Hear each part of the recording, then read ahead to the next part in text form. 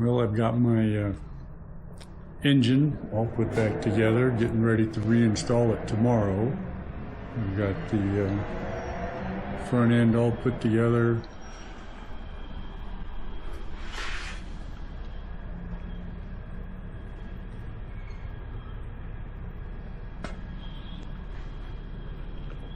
Here on the back of the engine you can see an adapter plate, which is for my about 1990 AOD transmission. There's an adapter down inside here for the crankshaft. Got the flex plate on it. The adapter kit comes with a new gear-driven starter. And as you can see, my generator's missing. In its place goes an air conditioner compressor on this car. When I bought that, they gave me a bracket to put an alternator on it. So it's actually a GM12SI alternator. I also have a 3-shiv pulley, which not everybody has. My car originally came with factory air conditioning, so that's worked out good. Because I need 2 belts over the air conditioning compressor so the belt doesn't slip. And I also added a power steering pump. I've got power steering on the car. And in addition to power steering, I've got hydro boost brakes. Anybody that's got a car like mine, the 57 Fairlane, knows that there's not a lot of space between the center line of the brake system and the edge of the manifold. So I did have a 7-inch diameter vacuum boost unit, but at my altitude and that small diameter unit, it just wasn't enough of a boost. So that's where it's at. I've got everything set up, ready for tomorrow morning. That's the car up on my car lift. My Corvette sitting under it. I'll roll the Corvette out, put the Fairlane on the ground and roll it out, and then raise the car lift up and bring the Fairlane back into the garage.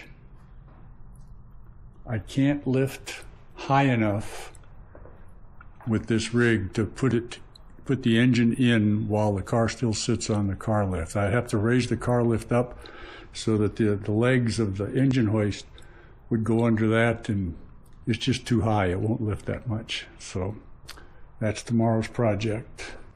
Once I got that, I've got my intake manifold sitting here ready to install, and miscellaneous loose bolts and other things.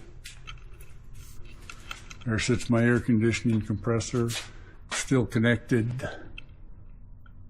You can look up in there and see where everything goes.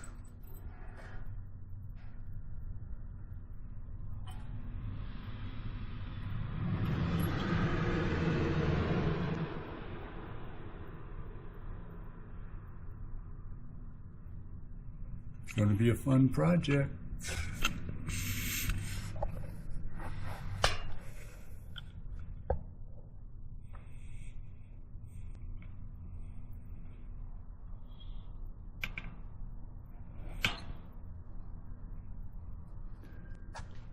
Kind of hard to see from here, but that's a modified cross member that it's 2/3 of the old cross member with an offset in it to work better for the AOD.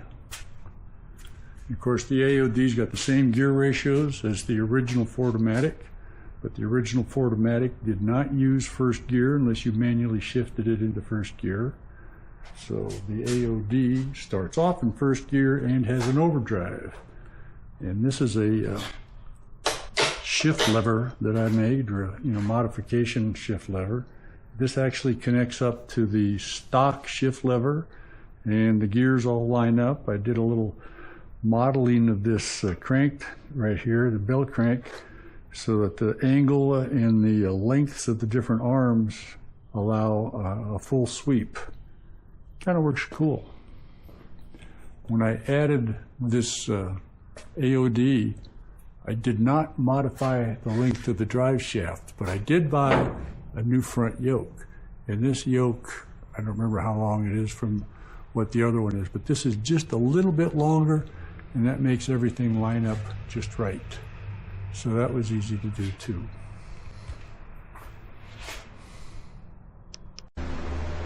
Well, it was my intention to take some more pictures as we installed the engine today, but a couple of my friends came over, Ted and John, and next thing you know, we jumped into it, and wasn't hardly time to take any pictures. But there it is, up inside there. Still got plenty left to do. But that's what I'm working on right now. Got it up on the car lift again and looking good. Well, it's about 4 o'clock and I think I'm ready to call it quits. We got the engine in. I've got the air conditioning compressor remounted. I put the intake manifold on. I just set the Holley Sniper electronic fuel injection unit on. I'm making progress, but I got a ways to go. Still got to set the radiator back in, the battery box, the battery, run the coolant lines, get the transmission back in.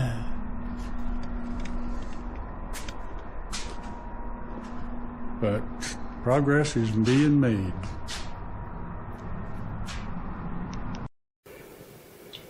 Let's look under the hood.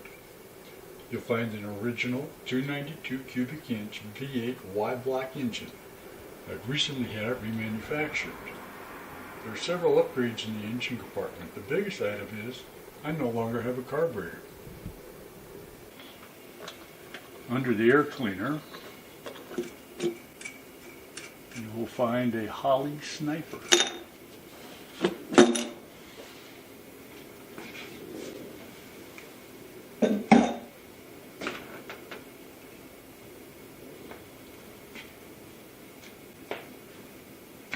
It mostly looks like a carb, but it's not. And because we have this unit, we no longer use the original fuel pump. The fuel pump is now mounted in the gas tank, and it's a high pressure pump for the fuel injection system.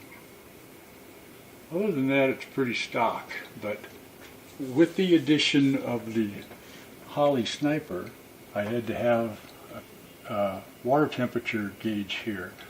So here you'll see a 1-inch thick piece of steel that I cut to match the gasket that goes in here, and this is the connection for the heating system. Otherwise, there's no place to connect up the hot water flow. I've also made some changes to the brake system. You can see a dual cylinder, a master cylinder here. I replaced the original single chamber one with a unit from a late 1960s full-size Ford. This unit was from a car that had drum rear and disc front brakes. And in addition, here I've got a Hydro Boost system. This came out of a late 70s Lincoln full-size car, and this gives me power brakes. Now, in order to get power brakes, I had to have a pump. So another upgrade to the system was I replaced the well-worn steering gear with a Borgson system, which was a direct replacement. That Borgson system obviously comes with a pump. I have this pump connected back here to the Hydro Boost unit. It provides the force to make the power brakes work. And over here you'll see an alternator. The worst kind. It's a General Motors alternator stuck in my Ford. It's a GM 12SI single wire unit. I put an air conditioner in here too. Although this car had an air conditioner from the factory when I got it, none of that was present. So it was a priority to me to have a cool car. And I mean cool with the air conditioner. So that kit came with a bracket to relocate an alternator on here because the compressor sits where the generator was. Down here you can see the positive crankcase ventilation. I've got a unit on here. I noticed that by 1964, which I believe was the last year they used this Y-block engine, they did put in positive crankcase ventilation, and that's where they had it mounted. And I bought a valve that would have gone on that same engine. And I eliminated the draft tube.